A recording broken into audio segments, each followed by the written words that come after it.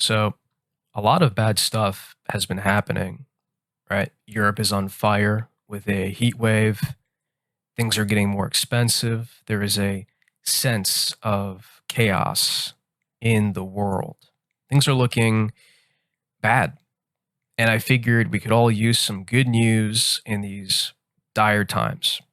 And it is for that reason I felt compelled. I needed to make a video on this. Mexican Batman brings goons to justice. There is a guy in Mexico who is going around dressed as Batman and is duct taping bad guys to street posts. Now, from what I've read, all the bad guys are motorcycle thieves, right? So they steal the motorcycle.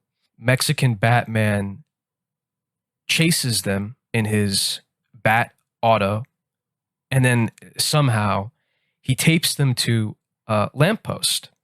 And the most impressive thing isn't that, Batman is catching these guys or he's taping them up. He's taping them very high.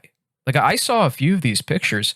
These guys are getting taped like 3 or 4 feet off the ground, right? Mexican Batman has got to be one strong fella because he's holding these bad dudes up while he's taping them down, or he's making them stand on their stolen motorcycle and then he's taping them. But the idea that Mexican Batman is like buff enough to hold these criminals, these no good fiends up there and then tape them, it's just too good. So I'm going to go with the buff Batman. I'm going to go with the buff Mexican Batman theory. And in some of these pictures, he's actually taping two bad guys at the same time, which is, that's impressive. That is number one, that is some strong duct tape. And number two, that is some strong Batman, right?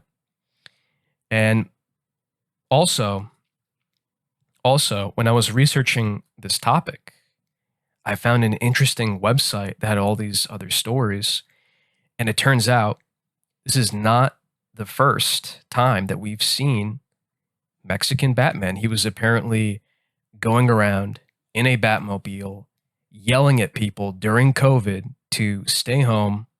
They got to quarantine, right? Which has to be wild to see, right? Imagine having COVID, right? And seeing that you're sick, you're coughing, you feel like you might be dying. And then all of a sudden, Batman shows up.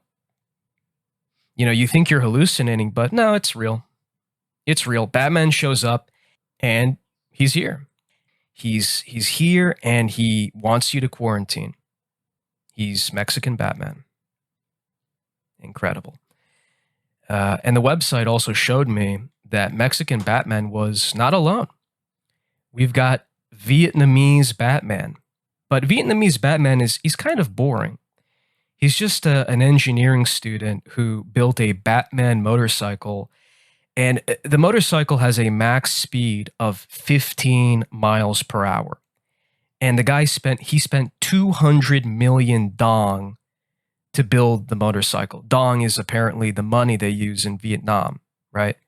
It's a 200 million dong motorcycle. 200 million dongs were spent making this vehicle, fabricating this, apparatus, this device.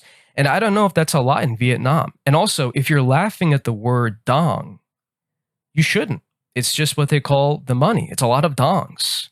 It's a 200 million dong vehicle. It is what it is. But he's an engineering student. He built a Batman motorcycle and it goes a maximum of 15 miles per hour. I'm sorry, but he sounds more like a Redditor. Right? He sounds like a guy. He just sounds like a Redditor more than anything.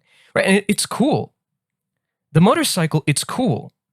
But he's not stopping crime like Mexican Batman. He's just cruising around. He's a Redditor cruising around on a slow 200 million dong motorcycle.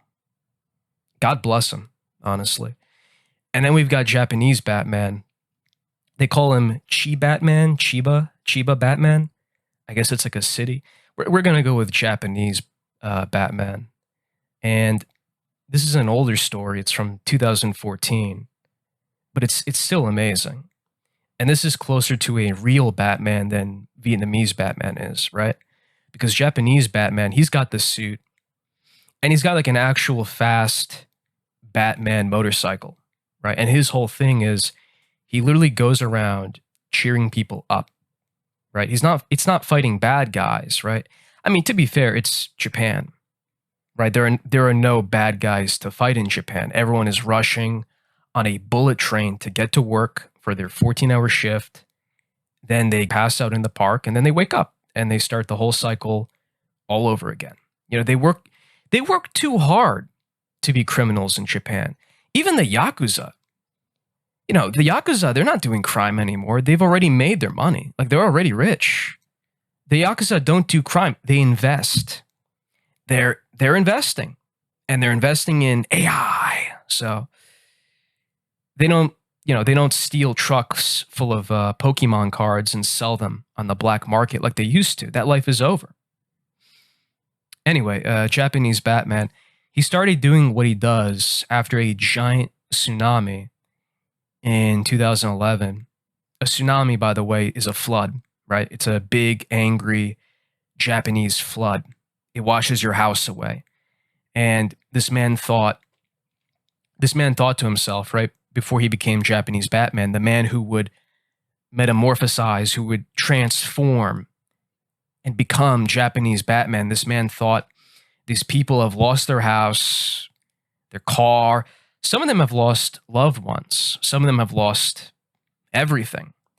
Years of hard work washed away into the ocean by an angry Japanese tsunami, a Japanese flood. You know, these people are in a very bad place, very bad place. Let me get in a Batman costume and go around and cheer him up. You know, so he did it and he just kept doing it for 3 years. Respect, you know, thumbs up. Good job. Last one I've got is Brazilian Batman. Now, this one's interesting because this is state sponsored. This is a government program where a man was either he, you know, volunteered or he was getting paid to go around in a Batman costume and just call the cops, right? Like he was hired to go around, hunt down crime, you know, hunt down these bad fiends, and then he just calls the police while wearing a giant Batman costume, which is funny, right? Because the guy they hired, he's a former soldier. This guy is buff, supposedly. I mean, he was in the army, right? So this guy's got to be strong. He was in the army, but he's only allowed to call the police. And I thought, you know, this is a bit stupid. You know, why hire a guy to be Batman? And then I found a real concerning story. The Joker is here. The Joker is here and he's British. Surprise, surprise. He's English specifically.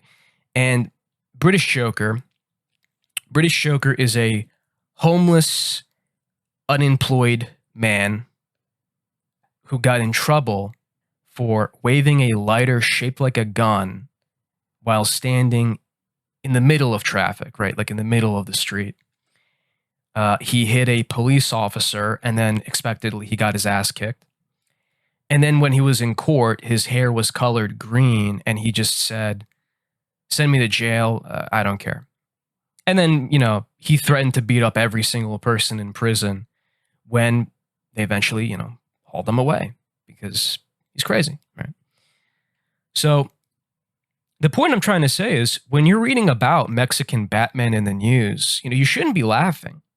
This is some serious stuff. You know, the fate of the world hangs in the balance between the heroes and the villains. You know, we don't know if there is a Mexican Joker. You know, maybe Mexican Batman has been stopping all of Mexican Joker's evil plans, and that's why we've never heard of him. I don't know. You know, it just isn't in the news. But what I do know is this: we could always use more superheroes, more people on the streets, fighting crime, taking down dastardly villains, protecting the innocent. Like, remember Phoenix Jones from Seattle? There was a guy, he was a guy who was a literal superhero, Phoenix Jones. Look him up. He had a suit and he would go pepper spray guys. But actually, I'm now remembering, I have just recalled, he got in a little bit of trouble because he sold drugs to the police. So maybe we don't need superheroes, actually, now that I think about it. Take care, everyone.